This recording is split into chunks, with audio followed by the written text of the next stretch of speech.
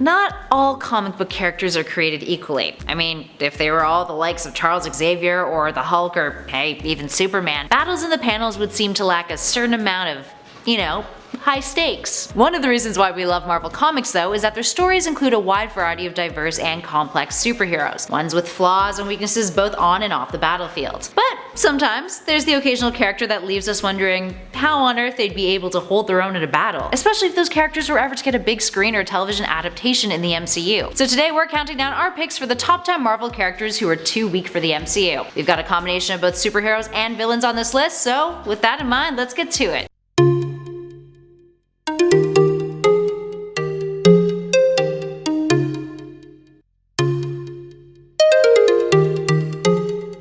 Number 10, Dazzler. Now before we dive into this number, for context, Dazzler is joining the MCU thanks to her new upcoming animated show with Tigra. So keep in mind that this isn't a point describing why she'll never get adapted, because she is. And hopefully we'll get to see some solid character development that sheds some of the negative connotations she's acquired in the past from her history in the comics. Speaking of, so back in 1978, Marvel Comics collaborated with Casablanca Records in order to create a character called the Disco Queen, a superhero who was a singer who could act as a cross-promotion for both companies. Now this included a whole feature film that never took off after Casablanca left the project due to financial reasons. Disco Queen's name was eventually changed to Dazzler, and the film was cancelled when Bo Derek, who the character was modeled after, had her husband John Derek rejected from the studio producing the film as the director of the movie. Anywho, Dazzler over the years has often been considered a bit of a joke, since her abilities consist of being a trained singer, actress, dancer, and highly accomplished roller skater. She can also convert sound into light beams of various forms and intensity, which is kind of her saving grace,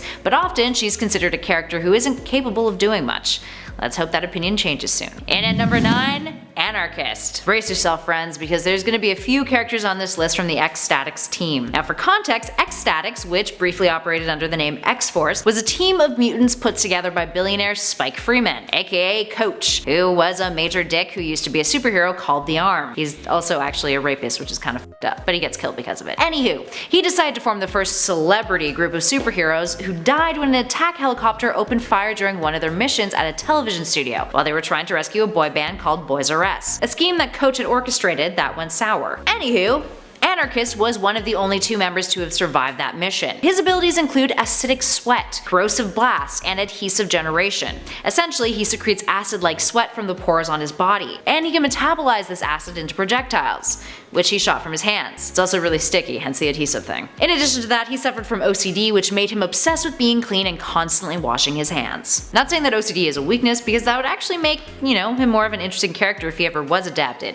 It's more so the sweating acid thing that probably wouldn't bode well on the big screen. And at number 8, Hindsight. Hindsight's whole shtick is that he analyzes past events. He doesn't have any powers. Instead, he's an expert strategist, a computer whiz, and is really into trivia and video games. Previously a member of the New Warriors, he was their self-proclaimed cyber cowboy, and briefly operated under the name Hindsight Lad. You can see why he dropped the lad. Despite the team's initial hesitations, Hindsight proved to be useful, having rescued the team twice via strategic planning. During Civil War, he took a turn for the worse though. Having retired from being a superhero, he decided to meddle with the New Warriors, adding their secret identities as part of a plot to disband them. In addition to that, he's often portrayed as super obnoxious, so you can see why Marvel Studios would opt out of including him in any future adaptations. Moving on to number 7, Paste Pot Pete. Paste Pot Pete is often considered one of the sillier villains in the Marvel Universe. His origin story is that he was a research scientist in New York City who patented a multi-polymer adhesive that made him rich. But instead of continuing his business and financial success, for whatever reason, he felt that turning to a life of crime was more lucrative. He built himself a paste gun,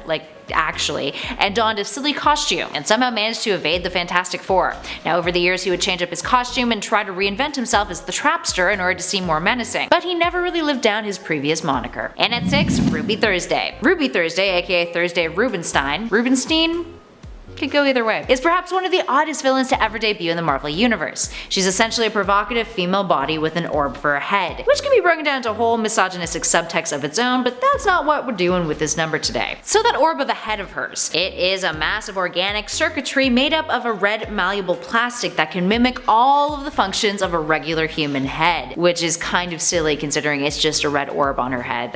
You see what I mean about the subtext, friends. Sorry. Not gonna continue going there. It's just like really hard to not look at her and be like, ugh. Anyway, she also has the ability to shoot tentacles out of her head, and her head can form other shapes. She's even proven to give herself a regular human head on occasion. Plus her head can be removed from her body, it can explode and then reform. All in all, weird as hell. That being said, the character is actually highly intelligent and is skilled in physics and computer technology, having been an accomplished engineer. She would go on to join the Headmen, a group of minor supervillains who all have weird heads. Oh.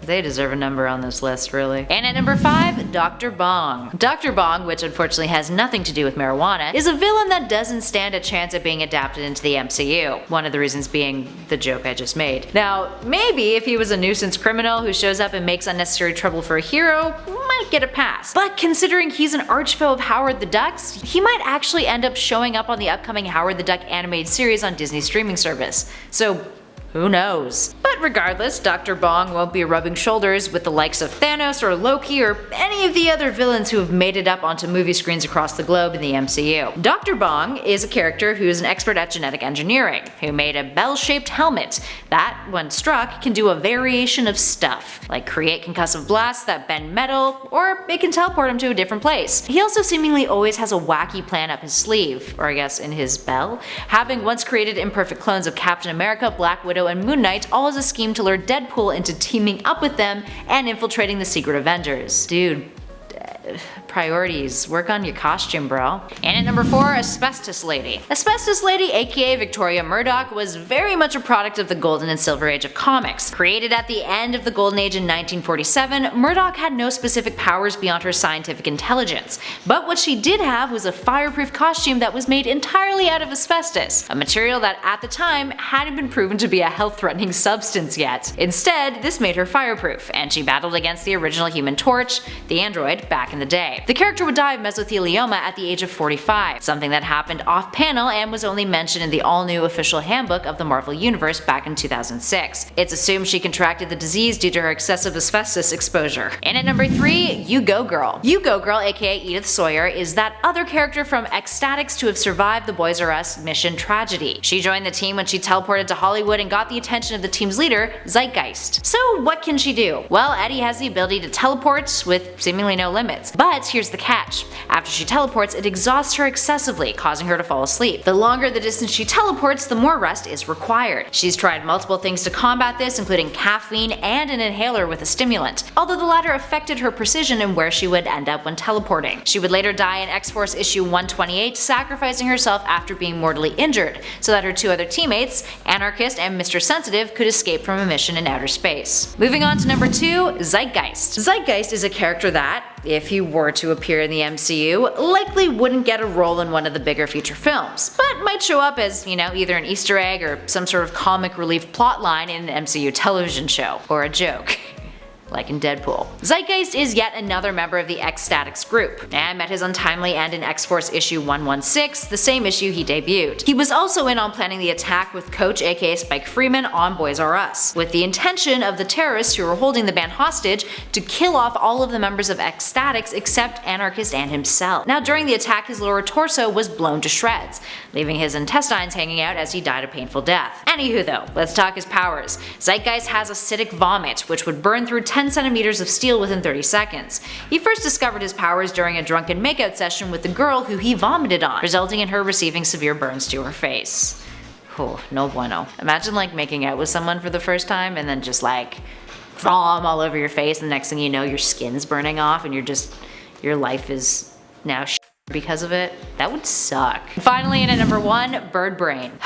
Poor Bird Brain. He's an odd fellow, created by awful circumstances. And aside from looking the way he does, all he can do is fly. So back in 1987's New Mutants issue 56, Bird Brain was introduced as a character created by insane geneticist Antimatter, who would combine human beings with animals, conducting cruel experiments on them. Bird Brain managed to escape, and the New Mutants attempted to assimilate him into society, which proved to be problematic due to his animal instincts. He also had trouble communicating with anyone except Cypher due to the mutants' language powers. Bird Brain would travel with the New Mutants to Antimatter's island and help free the other individuals that he experimented on. Once Antimatter is banished to another dimension, Bird Brain decided to stay on the island with the other Animates, a name for the creatures created by Antimatter. At least maybe he's happy now. Alright, there we have it, friends. What other characters from the comics do you think are too weak to join the MCU? Give us a shout out in those comments below and let us know your thoughts. If you dug this video, please spread the love, hit that like button, and be sure to subscribe if you haven't already to become part of the Nerd Squad.